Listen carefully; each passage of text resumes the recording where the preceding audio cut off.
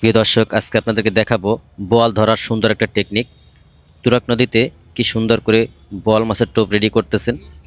তারপরে উনি নদীতে মারবে, মারার পরে কিভাবে উনি বোয়াল মাছ ধরবে। আজকে পুরো ভিডিওটা না টেনে দেখতে থাকেন, দেখলে আপনাদের ধারণা চেঞ্জ হয়ে যাবে। ওই ভাইটাও মনে হয় সম্ভবত একটা টান পাইছে, যার কারণে ওই ভাইটা টানাছাড়া করতেছে।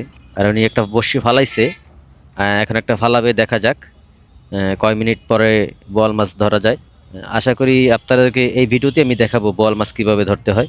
হ্যাঁ ভাই, জোরে মারেন।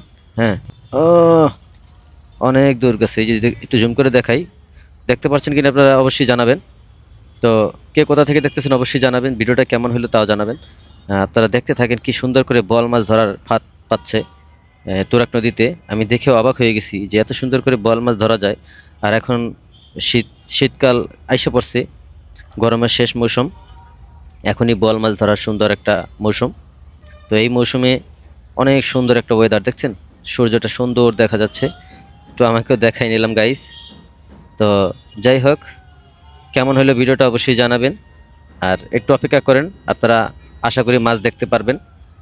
আমি চেষ্টা আছি, যদি ভাগ্যে থাকে অবশ্যই দেখতে পারবেন। তো এতক্ষণ অপেক্ষা করলেন, ধন্যবাদ আপনাদের সবাইকে।